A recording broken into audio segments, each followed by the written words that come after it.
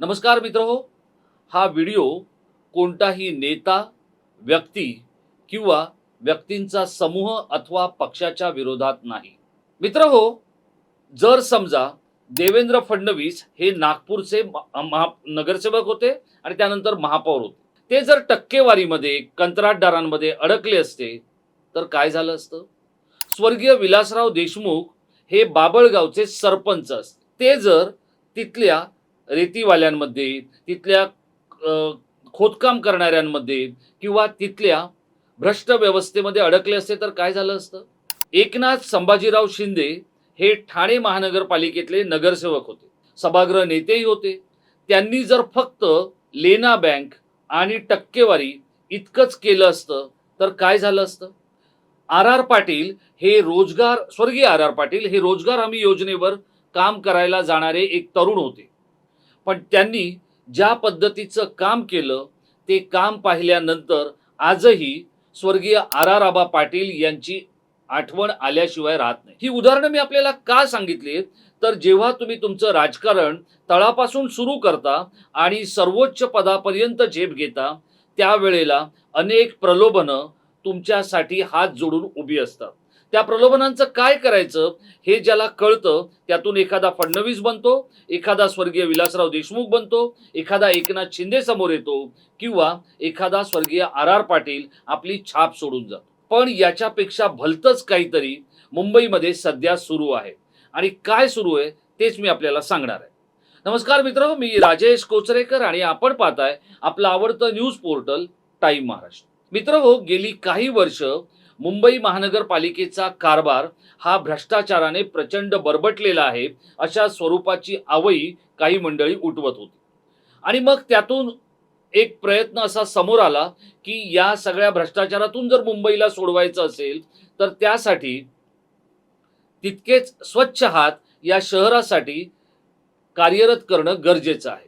राज्याचे मुख्यमंत्री देवेंद्र फडणवीस यांनी एक हाती मुंबईची सत्ता जी आहे ती आपला पक्ष भाजपला मिळवून दिली.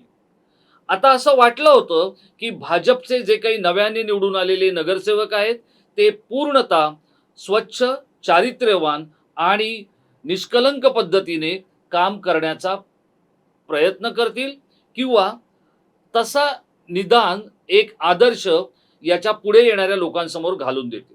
पण असं काही झालेलं नाहीये. हे मी का सांगतोय ते आपण अत्यंत काळजीपूर्वक बघावं यासाठी मी आपल्याला हे सांगतोय. महापौर निधी नावाचा एक निधी आहे जो महापालिकेच्याच गंगाजळीतून कार्यान्वित केला जातो. आतापर्यंत हा जो निधी आहे ह्याची कमाल मर्यादा होती 190 कोटी रुपये आणि तो किशोरी पेडणेकर यांच्या काळात वितरित करण्यात आलेला होता. ते वर्ष होतं 2022चं, कारण ते वर्ष होतं निवडणुकांचं.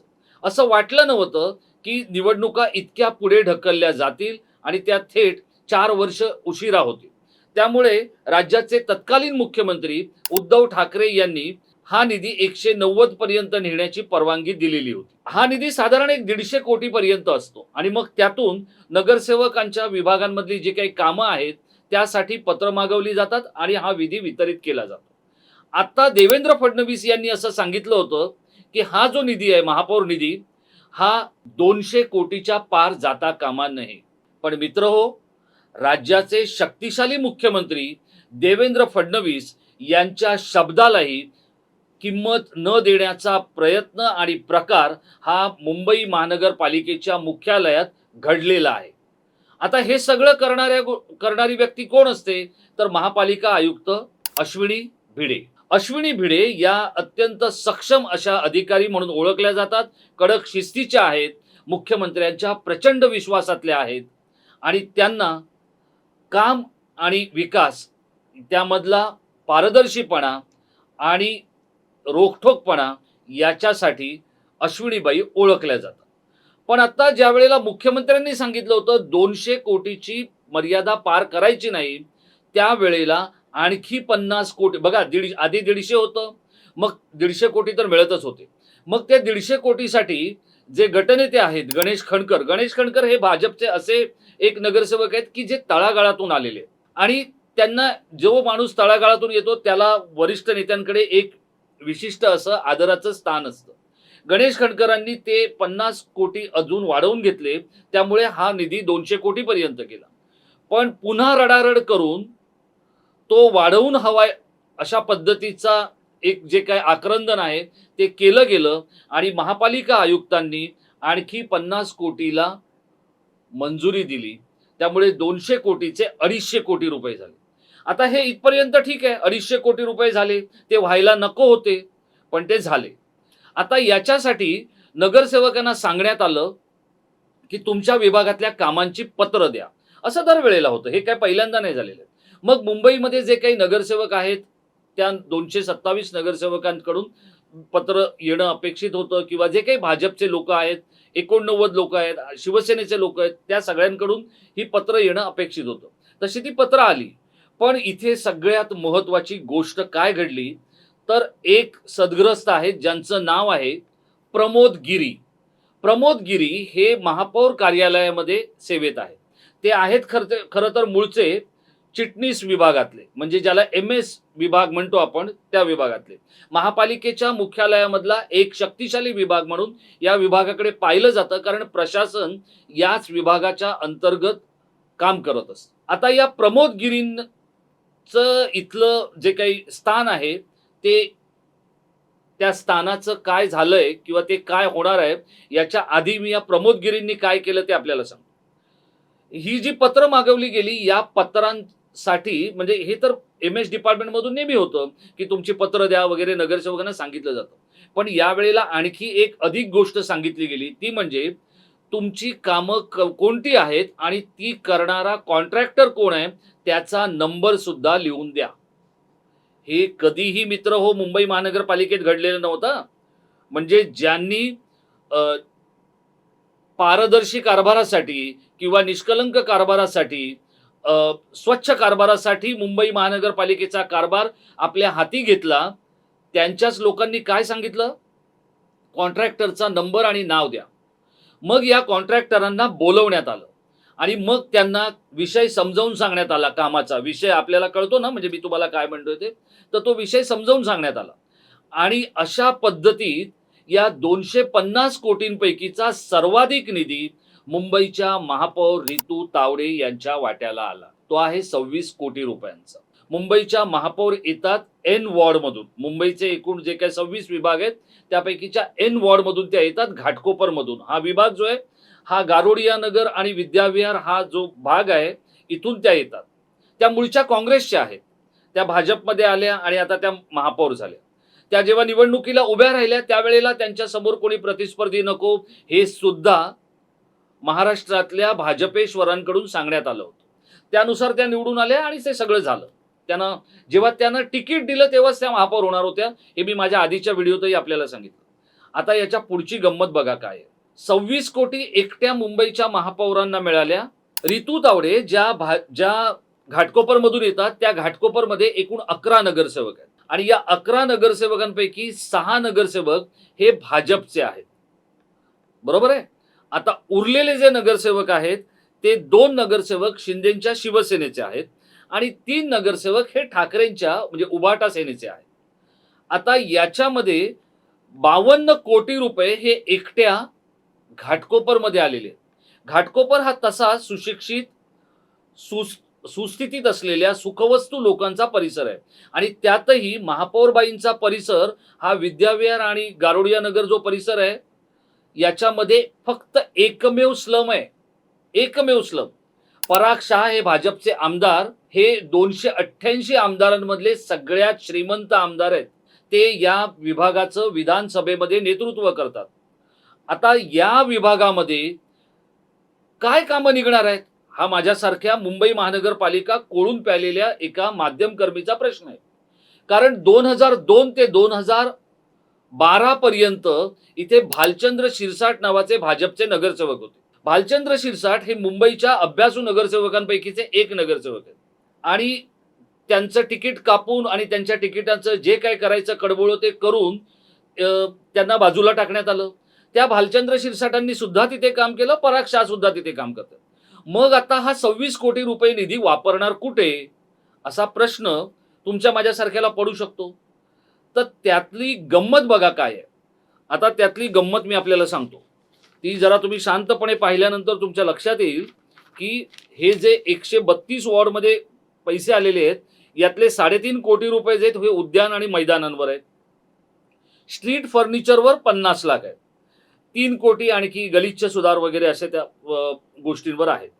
आता याच्यातले 15 कोटी जे आहेत ना मित्रहो, हा खरा एकदम अल्लाउद्दीनचा दिवा आहे.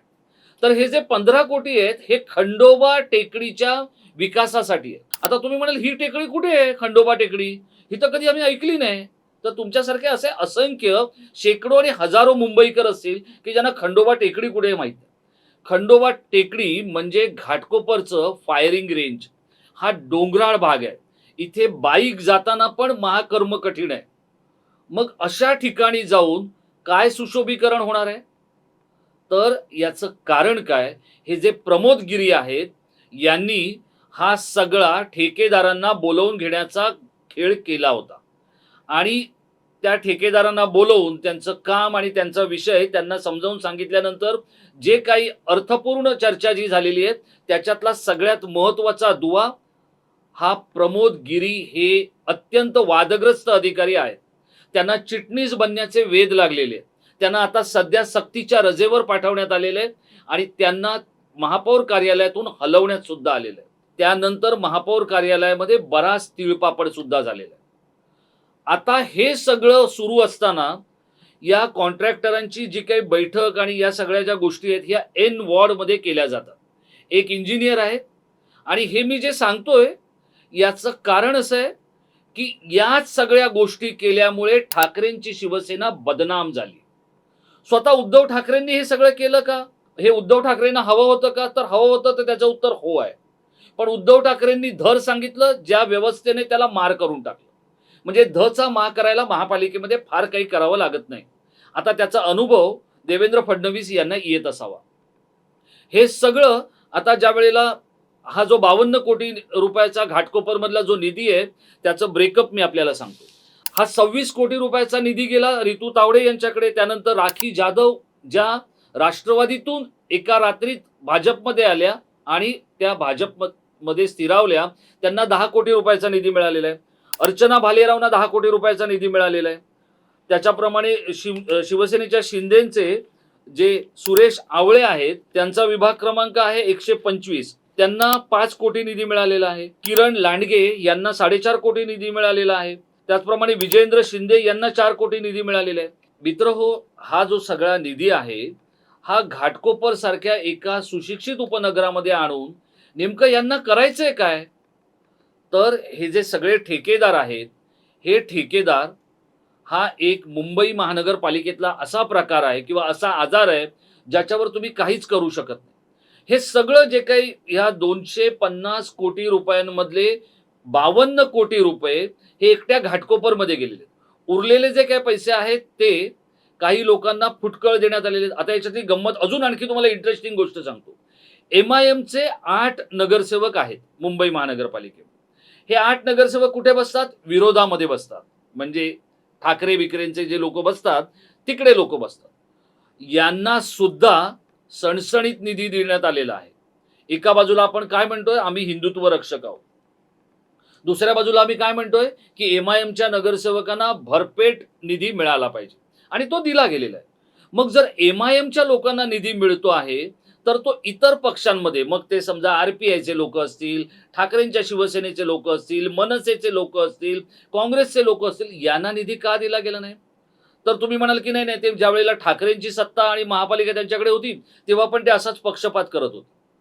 देवेंद्र फडणवीस यांच्यासारख्या मुख्यमंत्र्याकडून माझी असलेली अपेक्षा काय आहे? तर देवेंद्र फडणवीस त्यांना जे लोक आवडतात त्यांच्यावर भरभरून प्रेम करतात. पण म्हणून त्यांना जे आवडत नाहीत त्यांच्याबरोबर ते तुच्छतेने नाही वागत किंवा त्यांना ते अगदी घालून पाडून नाही बोलत, त्यांना आई बहिणीवरून शिव्या नाही देत किंवा त्यांचा अपमर्द नाही करत चार चौघांमध्ये.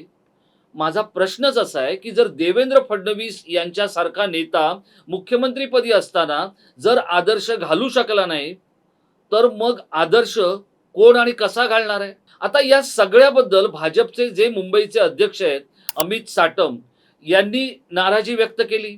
त्यांनी या सगळ्या प्रकरणामध्ये लक्ष घातलं आणि परिस्थिती नियंत्रणात आणण्याचा प्रयत्न केला. एक भाजपचे ज्येष्ठ नेते आहेत गोपीनाथ मुंडेंपासून ते काम करतायत संघटनात्मक पातळीवर, तर त्यांचं खूपच फंटास्टिक काम आहे. काही दिवसांपूर्वी ते मला भेटले. त्यांना लॉटरी लागली, राजकीय लॉटरी लागली.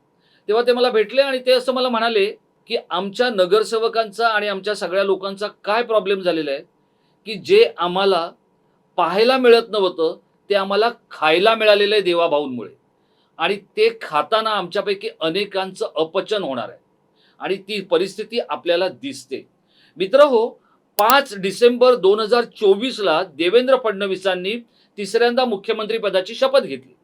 शपथ घेतल्यानंतर त्यांनी 100 दिवसांचा ॲक्शन प्लॅन जाहीर केला, की माझ्या 100 दिवसांमध्ये गृह असेल किंवा रोजगार हमी असेल, महिला आणि बालकल्याण असेल किंवा इतर उद्योग असेल, या सगळ्या विभागांना त्यांनी आपला 100 दिवसांचा कार्यक्रम काय असेल यासाठी एक सादरीकरण करायला सांगितलं आणि त्याप्रमाणे ॲक्शन करायला सांगितलं.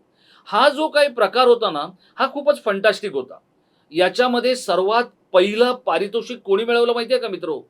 जो सगळ्यात बदनाम म्हणून ज्याला बोललं जातं, त्या एसआरएने पहिल्या क्रमांकाचं पारितोषिक मिळवलं आणि त्यासाठी महेंद्र कल्याणकर या IAS अधिकाऱ्याचं कौतुक करावं तितकं थोडं आहे. ज्या वेळेला हे त्यांना पारितोषिक मिळालं त्यावेळेला एकही प्रस्ताव एसआरएमध्ये प्रलंबित नव्हता. त्यानंतरचा जो दुसरा टप्पा होता त्याच्यामध्ये नितेश राणे यांच्या मत्स्य विभागाला पारितोषिक मिळालं पहिल्या क्रमांकाचं. आता माझा प्रश्न असा आहे, की जर राज्याचा मुख्यमंत्री आपल्या 100 दिवसांचा ॲक्शन प्लॅन जाहीर करतो, तर मुंबईच्या महापौरांना असं एखादं शहाणपण का सुचत नाही? रितू तावडे स्वतः उत्तम बोलतात, उत्तम काम केल्याचा आविर्भाव त्या करू शकतात किंवा तशी त्यांची तयारीही आहे. मग त्यांना आपल्या 100 दिवसाचा कार्यक्रम ॲक्शन प्लॅन का सुचला नाही? आज ज्यावेळेला हा व्हिडिओ मी शूट करतोय, त्यावेळेला त्यांच्या महापौर पदाच्या कारकिर्दीला 91 दिवस पूर्ण झालेले आहेत. 21 मेला 100 दिवस पूर्ण होणार आहेत. 100 दिवसांचं आव्हान जसं देवेंद्र फडणवीसांनी आपल्या अंगावर घेतलं, मुंबईच्या महापौर रितू तावडे असं काही करू शकतील का? हा माझा एक महत्त्वाचा प्रश्न आहे. आणि आत्ता या व्हिडिओचा समारोप मी करणार आहे. 250 कोटी रुपये हे महापौर निधी म्हणून आत्ता उधळले जाणार आहेत, वाटले जाणार आहेत, ठेकेदारांची भर होणार आहे, त्याच्यामधली टक्केवारी खाल्ली जाणार आहे. आता मी सगळ्यात कठीण आणि न सुटणाऱ्या समस्येकडे आपलं लक्ष वेधणार आहे. मुंबईला 2 बाजू आहेत, एक पूर्व उपनगरांची किंवा पूर्व बाजू आणि एक पश्चिम बाजू. जर तुम्ही ठाण्यावरून निघालात आणि तुम्ही थेट मंत्रालयात जात असाल, तर हायवेच्या बाजूला तुम्हाला अनेकदा अनेक वाहन चालक किंवा वाहनामधले प्रवासी उघड्यावर लघुशंका करताना दिसतात. तीच गोष्ट पश्चिम उपनगरातली आहे. पश्चिम उपनगरामध्ये वर्दळ जास्त असल्यामुळे ती शक्यता बऱ्याचदा कमी आहे. या दोन्ही महामार्गांवर असलेल्या शौचालयांची अवस्था कधी आपण पाहिली आहे का? महिलांसाठी, रुग्णांसाठी किंवा वयस्करांसाठी इथे कोणतीच व्यवस्था नाहीये. आता आपल्यापैकी काही लोक म्हणतील नाही तो MSRDCचा विषय आहे, तो PWDचा विषय आहे, ते त्यांच्याकडून बघतील.